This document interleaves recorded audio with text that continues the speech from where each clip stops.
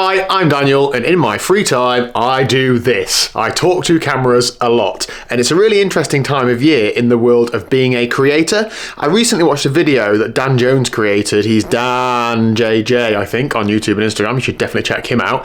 And he made some videos about how he's a full-time creator and, what goes on behind the scenes. Now, I'm a part-time creator in the sense that I have a full-time job, and I'm trying to do this sort of thing in my free time. So I thought I'd take some time to show you what goes on behind the scenes and what I'm working on at the minute, because I think there's quite a few things going off that's quite interesting. So a large proportion of the content on this channel is like a vlog style. I'm out running, I'm out cycling, it looks like I'm living life on a wing and a prayer, and to a large extent I probably am. However, I do have a plan, or I think I have a plan, so I'm going to share that with you now with the aid of a whiteboard so you know it's serious, but also actually demonstrate how that drives then the decisions I make. But feel free to let me know any of your thoughts down below, any comments, questions, or any input, because I value your opinion above anybody's, because you're the kind of people that watch these videos. So let me try and choose a pen that works and we'll get stuck in. Also, you can't rip on my handwriting, okay? Right, so everything I do, I always challenge myself to come back to you, specifically you watching this video, because without people watching the videos, nothing else happens. All these other things I'm going to talk about would not exist because nobody watching them, nobody else is interested. So everything I do, I'm thinking about you, all right? Remember that. Now, I see the content on this channel in 3 categories, and they're different but often overlap. I'm going to switch sides so my handwriting is ever so slightly better. Category number 1 is the classic vlog.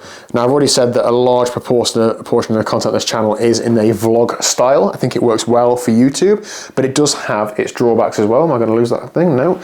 Right, the reason I do a lot of vlog content is because I put out a lot of content on this channel, and it's easy to create. Very often I'm just documenting what is happening in front of me, happening in my life that day, happening in my training. There's often enough to talk about to make a 6 to 8 minute video. I enjoy doing that. I follow a lot of people that do that content, so I'd hope that people enjoy that sort of thing as well. And for me, this is like the foundation that the channel is built upon. Hopefully people are interested in my journey and what I'm doing, so that when I go on to other things, they might be interested in that as well. It's easy to make in terms of it doesn't take much time, it's pretty low cost, I'm pretty okay at it in terms of I don't have to think for ages before I'm turning the camera on.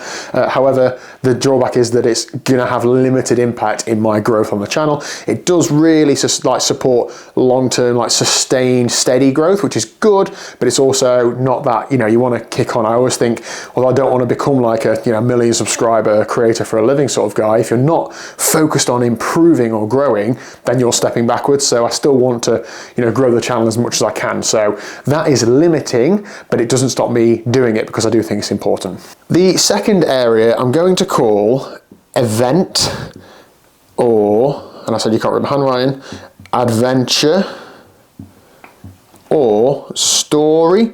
I know those things overlap. This is a lot of the times for me sporting related, so I'm either going to a race, a triathlon, or a cycling event, I'm going on a trip, or I'm telling a story about me doing any one of those things. And I see those as basically like the crescendo that you build up in the vlog, and that is the thing that you're working towards. Now, these take a lot more time, a lot more energy, a lot more like planning out in terms of, do you have a script? Do you have a few things you want to tick off? I now have a camera guy that comes around me, thanks Chris, to events and so on. So obviously he comes at a cost, and I've had to buy more equipment and all that sort of stuff. And whenever we go anywhere, it's more cars, more accommodation. I have to get permission from event organisers, all those sorts of things. But I really enjoy that sort of stuff, and I really hope that people enjoy them as well. I think there's loads of benefits to them. I like to think people might do more events because of it, or they'll be motivated to do something because of it. But more than anything, I like having the cool memories from that thing. So I can't do those every day. I can't do those every week. That happens a few times a year. But hopefully the reward from doing that sort of thing is that the video does better, it reaches a wider audience, and you might get some more people from there who are then going to tune in for this. So then it just gathers that momentum and builds on itself. And the last sort of strand of content I'm going to call stuff. Stuff and things and items. What I essentially mean by that is things that I come across through one way or another, not through theft, and I can talk about on the channel, which might reach a wider audience because of things like people searching for them. So for example, Garmin devices. If I do a review or a first impressions of a Garmin device, chances are, because there's a lot of Garmin customers, people are searching for Garmin 1040 review, Garmin Epix 2 review, first impressions, those sorts of things, and they do quite well. Now, what I have found is a lot of the time the people that watch the stuff videos don't really always come back and check out this other stuff, but YouTube's less about subscribers now, more about just attracting people to videos, so it doesn't really matter, and I sort of think it gives me another sort of strand to my bow, rung to my bow, whatever you want to say, rung to my ladder, who knows, and also gives me an opportunity to develop my own skills. Now, the drawbacks of this sort of thing is that unless you're getting these items like ahead of production or very close to release date, you're just not ever able to capitalize really on the big influx of interest in it. So people like DC Rainmaker, Desfit, GP Llama, those sorts of people who you've probably seen videos for if you're looking at this sort of stuff, they've got these things like a month before they're released, they're able to create the videos about it, and then on release day, bang, embargo's lifted, you can put the stuff out. I was on a Garmin list for a while, I got some products for quite a while, and then I think they revamped how they do it, and I essentially haven't been re-added to it, so I haven't had any products anytime recently, but just one of those things. So you almost have to position yourself as a send me stuff, and you have to, I'm assuming you have to be proactive and reach out a lot and go to events and things and meet people, and I'm just not, because I'm not that focused on that sort of thing, I'm more focused on this, and that's just like a bonus. I don't really put too much energy into it, but it would be nice to do more of. I have made an effort in the last few weeks to try and get hold of some indoor training stuff, because I think I can add some real value to people looking for things. So I train on a kicker bike at the minute, but I've been trying to get hold of the Zwift Ride and the kicker run treadmill, and what else am I trying to get hold of inside, just anything I can get that I think, I would use this, I could review it and share my thoughts about it, but it's just hard to get hold of. I don't know whether it's because I position myself more as this and less as that, but for one reason or another, I've just not been able to. Sometimes I get offers of things like this, there's like a little electric bike pump, and I get a lot of lower price point things I say no to, because Garmin people are searching for other things people aren't, and I don't want this channel to come across as like an adverty channel. And I think when you start doing those things, very quickly it just looks like an advert. So, right, I'm going to go to a different colour pen now. Let's go for greens, red's too aggressive. So, why do I do all this? Why is there different strands? Why is this time of year an exciting time of year or stressful? So this time of year is generally when brands are writing and committing to their marketing budgets. So if you're a creator or an athlete or whatever and you want some money off of a brand to do something, now's the sort of time where you try and lock it in. Now, I've only really over the last couple of years started doing a bit of this. The goal with this channel, as I've said, isn't to try and make it a living, but this stuff costs a lot to do, and this stuff costs some amount to do. And I can't afford to just bankroll it myself. So where values align and where products align with you guys, I think I will partner with cool brands who are going to enable me to do some of this stuff, and that's essentially what I've done. Now, it's not all plain sailing. I know that Dan Jones, who put his video up, has had a lot of success with brands and brand partnerships, and I'm sure he's had some challenges behind the scenes, but the vibe I sort of got from that was it's there's a lot of work, a lot of brand partnerships and so on, and I think that's just opened my eyes to the fact that I've not had as much success, and I don't know whether it's because I'm perhaps not as far along in my journey as he is, or maybe am I too focused on the you and not thinking enough about the brands, but for one reason or another, so for some examples, I don't want to do one-off or short-term campaigns, because I think it's just too much aggro for too small a project. I want to annually or nothing, essentially. And a lot of brands don't want to do that nowadays. I've had a brand which does an at-home blood test kit, sounded really interested, let's do something. I thought, great, I can really tie that into my health and well-being over a year. You're training hard, perhaps some of your blood values are low, you're recovering, perhaps they're higher, and whatever else, but not interested in a sort of longer term thing, but we're happy enough to say, here's a code to use it and talk about it on your channel. Not really what I want to do, because it doesn't help me do any of this, and I don't think you're going to get true value out of it just from me saying I've done this thing once. I think you get value out of that sort of thing when I say I've done it 6 times this year, or I've done it monthly, and this is what I've tracked from it, and this is what I've done, and this is how it could be of help to you, that sort of thing. So through being I'm going to say YouTuber, because I don't really do anything on Instagram in terms of partnership stuff, there's a few ways you can earn money. So ad rev, when you watch a video, YouTube, Google, sells advertising space on that video and pays the creator a proportion of it. I think it's 55% and they get 45%, something like that. So you essentially get some money. It's about, I think it's about £3 or £4 per 1,000 views. Different topics get different amounts of money. So if you're in the finance sector, it's like 25 quid a thousand views, whereas sport is quite low. You can have other streams in terms of like memberships on channels, perhaps you get early access or some videos that other people don't get, or Patreon. Now I do have a Patreon, but if I can spell it, that's probably why I haven't got many members. All I give on that is early access to videos, so I operate about a week in advance on there to what goes out on the channel, and I'm really grateful for the people that support me on there. That genuinely makes a difference.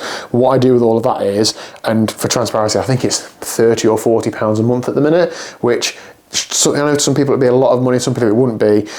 When you're trying to buy camera equipment, it's not. However, I don't have it transferring to myself. I let it just build up, and then every few months I'll buy a GoPro, or I'll buy some attachments, or I'll buy a microphone, or something that's going to help me make this stuff better, and that purely goes straight back into that.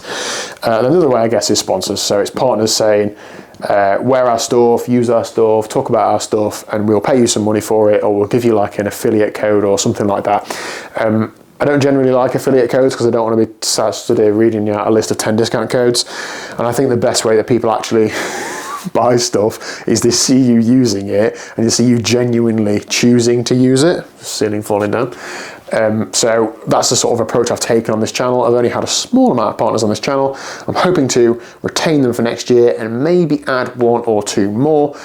In terms of like what's the process for that? Well, I don't really know because I haven't done a huge amount of it, but I'm going to take you through what I'm doing now in the rest of the video for trying to retain my 2 current partners of Hoob, and I haven't got a bike nearby, but NRG chains. And I'm going to try and add 1, maybe 2 more to the roster for next year is the plan, but let's go and see how that goes. I just thought I'd talk a little bit about the day-to-day of running a channel on which I post a lot of content. So I post a video most days. What that means is generally I have to make a video every day, but in reality, because I work Monday to Friday, what it means is I make a video most days Monday to Friday, but at the weekends I make more than 1 video. It gives me time to have time off in the week, and often in the week all I'm doing is recording. I'm not editing or anything like that, or doing a bit like in the evenings when I'm free, but in the summer when I'm training loads I'm not doing that. So today's a Saturday morning. I've just been out with for a ride. I've done a video from the ride, but that's this morning. I now need to at home this afternoon make another video. So Liz and I are going to do one about reviewing the hotel we stayed at in Lanzarote a couple of weeks ago. So it gives me like another video in the bank, so I'm now 1 day but got another day ahead sort of thing. And then the same thing tomorrow. I'll try and make 2 videos from tomorrow. So I'm going to a cross-country run.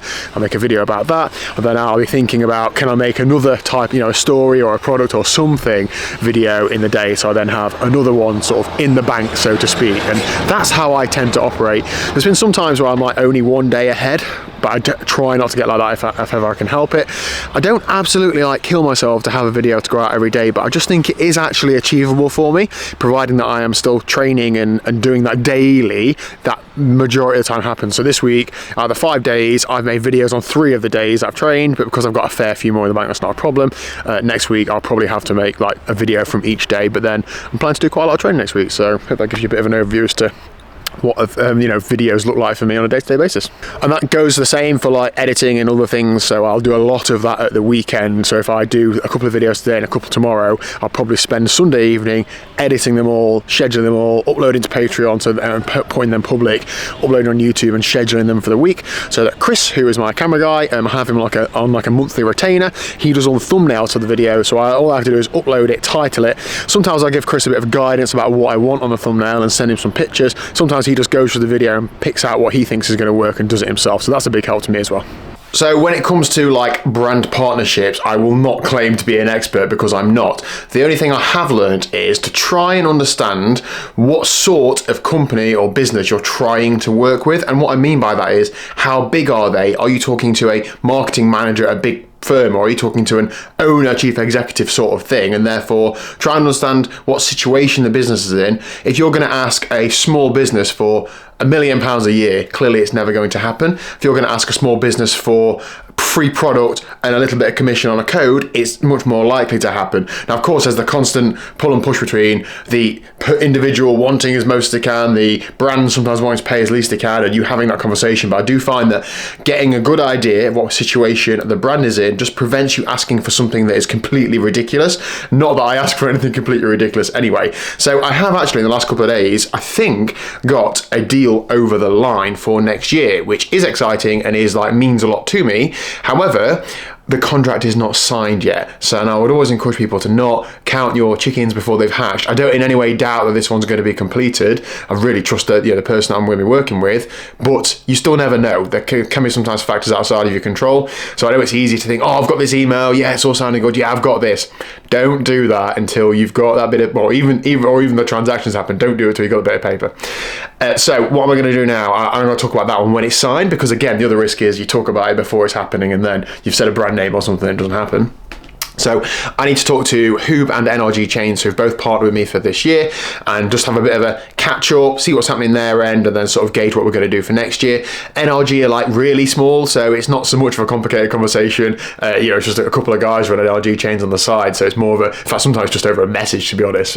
Whereas Hoob is a bit more difficult in that they are a bigger business, turning over lots of money, different staff members to talk to, and so on. So the first thing I'm going to do is give Hoob a call and just sort of see how they're getting on, see how Black Friday is going. I've got a couple of things that I want to ask them. Brands often bring other value to the table rather than just like products or money. Hoob are really good at educating me, informing me, like developing me. So, for example, Hoob worked with Billy Monger over the Comic Relief and Kona sort of project. I'd quite like to know how much kit Billy sold in terms of he had some like custom jerseys made. I'd love to do that sort of thing in future, but I worry that none would be sold and Hoob would have 100 on a shelf and it'd be me that had got them to order them in and so on. So I'd be interested to hear how that's gone. I'm trying to get in an event next year that Hoob might have some sort of sway in or some sort of connection with. So I'm going to ask about whether they can do anything there and for that. And what else is on my list? And just sort of gauge what's going off. And then because Hoob's not a massive business that I will have to speak to the chief exec in order to discuss what the plans are for next year, if at all. Just try and gauge how busy is he this week? Is he here even? Waste time me trying to keep ringing him if he's like on holiday or something. So I'm just going to try and get a good gauge of that. And I think that's a big difference as well. Picking up the phone makes a big difference. If you can talk to an actual person and come across in the right way, you're going to come across a lot better than over an email.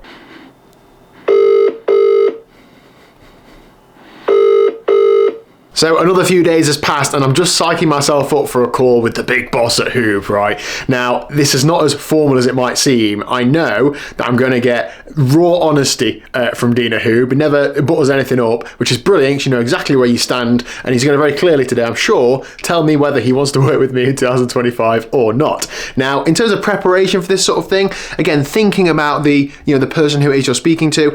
If I was talking to a social media agency or a marketing team, then I'd be thinking about things like YouTube statistics, so like impressions, click-through rate, watch time, likes, comments, all these sorts of things that you guys and girls kindly generate for me. I'd be thinking, right, I need to either have them in mind or have them written down and think about which ones they're going to be interested in. This is a bit different because Dean primarily is a businessman and a fan of the sport, and he's not really, I don't think, that interested in statistics. What I think he's going to ask me, if he does at all, is what have you done for us? What are you going to do for us? And bring it to life. Like, I've been to an event and done this video, and has it had any impact on sales of their products and those sorts of things? And of course I don't have all those answers, but I guess I'm not going to try and like bamboozle him with, I've had this many impressions on this video and this, and like, it makes no sense, and it makes no sense to me, so it's definitely not going to make any sense to anybody else. So just thinking about those sorts of things. I made a few notes, but more than anything, this needs to be like an unscripted call, and as I say, I'm sure I'm going to leave this conversation knowing exactly where I stand, so one way to find out. I'd also be lying if I said I wasn't nervous. I genuinely am. Like, a lot hangs on this. A lot of my plans on this channel hang on having like a title, partner support and so on. So like, I'm at the minute planning what I'm doing next year, but some of it is reliant on having a partner or two on board. So if that was to go away, then I'd be like, I'd have to reevaluate what I'm doing. It's just like, like the emotion affects me a little bit. So I'm just going to try and just focus on what I can do and not worry about what I can't control. And in the spirit of only worrying about what I can control, it is now about 2 months on from me recording that clip, and I'm somewhat behind with videos recently for lots of reasons. So I've just come across this video, I've forgotten that I had this content. I think I'm still going to post it now if you're watching this, and I just wanted to say that's what happens sometimes. Sometimes you start videos and they never finish, they never get ended, they never get posted. But I think looking back what I've said on there, there's not really anything I want to change. Obviously this like partnership conversations concluded. I was able to get 4 partners across the line 2025, which is amazing. But the main reason it's amazing is because that's going to enable me to do some cool stuff and make some cool videos about it that hopefully you are going to enjoy in and around the sport of cycling, triathlon, etc. So I hope that's giving you a bit of an insight into my world, into behind the scenes as a part-time creator. And any questions, drop them in the comment section down below, and I will see you tomorrow at 1 o'clock. Please hit like and subscribe. Bye.